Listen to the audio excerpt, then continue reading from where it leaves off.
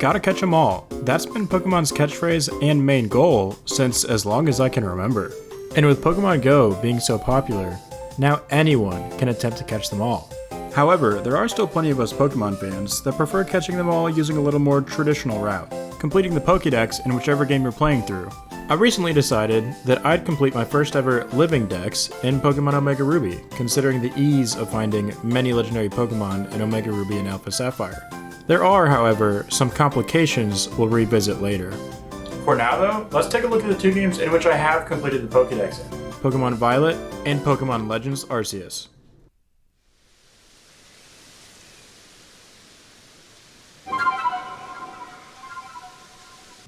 Pokemon Legends Arceus, the first open-world Pokemon game, also somewhat reimagined the catching system.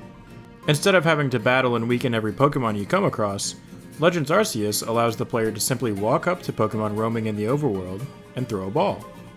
While you are still able to battle and weaken Pokemon, hucking a ball at an unsuspecting Bidoof is way easier, and 100% makes Legends Arceus the easiest Pokedex to complete. Not to mention that Legends Arceus has just 242 Pokemon to capture, which is the lowest mark since Red, Blue, and Yellow's 151. And to be considered complete, you don't even need to capture Darkrai, Fione, Manaphy, or Shaman. Legends Arceus also adds some amazing items that help players evolve Pokemon that once had more difficult methods of evolving, such as the Linking Cord, which evolves Pokemon that previously required a trade to evolve, like Machoke, Haunter, or Kadabra. Quick sidebar, Game Freak should absolutely add this item to future games for some reasons I'll touch on later. Besides some pesky mons that can only spawn in space-time distortions like Magnemite, most of the Pokemon in Legends Arceus can easily be found and captured. And thanks to the quick pace of this game, it made catching Pokemon more fun than ever before. Legends Arceus is by far the easiest and most fun anyone can have completing the Pokedex.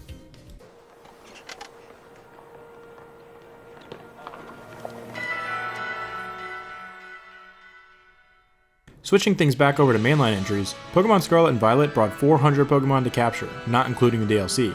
Since Paldea is the only original region to release since I became an adult, I figured I'd do the adult thing and complete the Pokedex. Unlike Legends Arceus, not every Pokemon is obtainable in one version of these games. You see, Scarlet and Violet saw the continuation of version-exclusive Pokemon, each having 31 version exclusives, not including the DLC. This brings trading into play, which is fine. The tougher problem is having friends that still play Pokemon. Luckily, I still have a few loyal Pokemoners out there, so I was able to trade with a couple friends and complete the Paldea Pokedex. And since the Switch Online servers aren't shut down yet, you shouldn't have any issues completing the Pokedex either. Unless you don't have friends, or if you don't want to pay for the Nintendo Switch Online service. Similarly to Legends Arceus, Scarlet and Violet are open-world Pokemon games, fully removing the random encounters in the tall grass. However, you can't just Mason win a Pokeball to Flying Gyarados. Any Mason Win fans? Just me? Okay, back to Pokemon. Scarlet and Violet returns to the mechanic in which players are required to enter a battle to capture a Pokemon, making the process slightly slower than Legends Arceus. While this is slightly inconvenient in comparison, Scarlet and Violet still move fast, making for a smooth catching process. The worst part about completing the Scarlet and Violet Pokedex comes in the form of this guy. Gimmighoul is truly one of a kind, being the first Pokemon to require the player to find 999 little stray Gimmighouls to evolve. Props to Game Freak for making Pokemon number 999 the most annoying guy to evolve. I will never forgive them for this one. Besides the Gimmighoul issue, the hardest Pokemon to find, at least in my own experience, was the Paradox Pokemon Iron Valiant. For Scarlet players, this is the equivalent of Roaring Moon. While you don't have to collect 999 little dudes around the map, this was just a rare encounter, and I got mad waiting for it to show up. All that being said, Scarlet and Violet is still going to be a fairly easy Pokedex to complete, so long as you have a friend or a second Switch and both versions to trade with.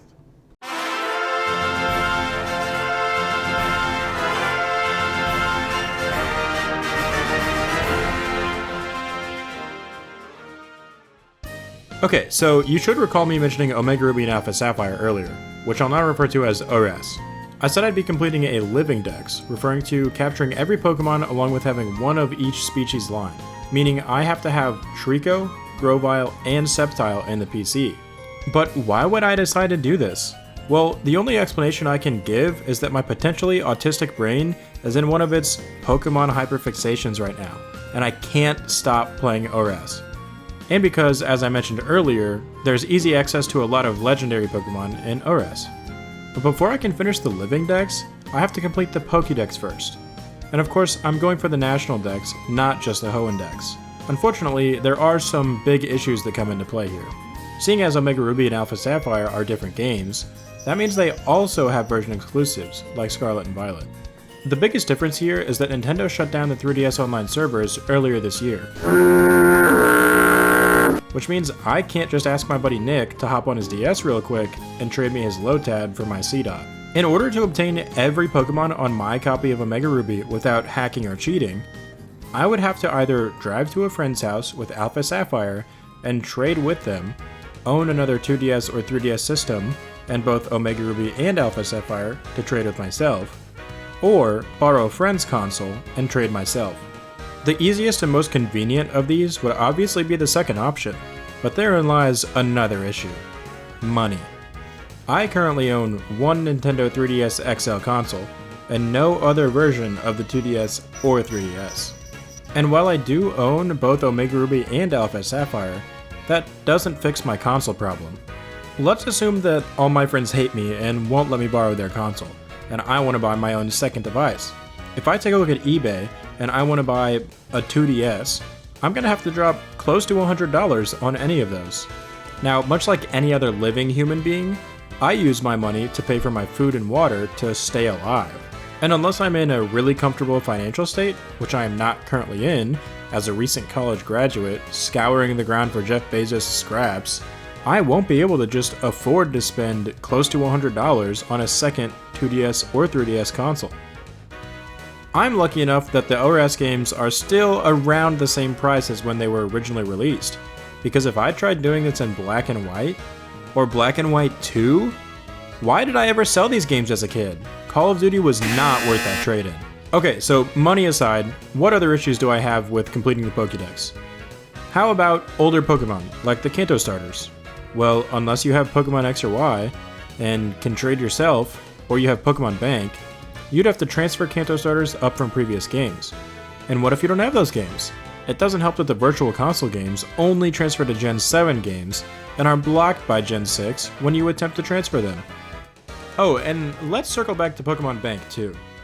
If you don't already have Pokemon Bank downloaded on your 3DS, good luck transferring Pokemon up to current generations, because you can't download Bank anymore with the discontinuation of 3DS servers. As you can see, there are a lot of problems keeping me from completing the Pokedex on ORAS, but if you think I'm just gonna give up, you're wrong. I may have to put the dex on hold while I figure out how to fix my console situation, but I'll complete that living dex if it's the last thing I do. I also want to touch on a few ways that Game Freak and Nintendo can avoid these types of things happening in the future. Remember that linking cord I mentioned from Legends Arceus? What better way to help out with trade evolutions than to permanently add that item in future games? And while I understand that two versions of the same game is just a cash grab, and it works tremendously, there really isn't a need for two versions of the same game anymore. Currently, box legendaries basically serve as a marketing tactic and have little to no impact on the significance of the story being told. Does it really matter which dragon you give a sandwich to? Game Freak should start focusing on one, more polished version of a game, like how they made Crystal, Emerald, and Platinum all improve on their predecessors. This would effectively remove the need for version exclusives, give the devs an opportunity to focus on a really well fleshed out storyline, and ultimately would assist in every player's journey in completing the Pokedex. I didn't even get to mention the fact that I can't obtain certain mythical Pokemon in ORAS, like Celebi, Jirachi, Keldeo, and Mew. While these aren't necessary for the completion of the main Pokedex, I still have the desire to catch them all. If you enjoyed this video, please leave a like and subscribe. This is my first time doing a video essay, so the whole process is very new to me, but I'm excited to see how this one turns out. If you'd like to support me further, check out one of my short films, or follow me on Twitch, where I stream Pokemon, Zelda, Fortnite, and more. Thanks for watching!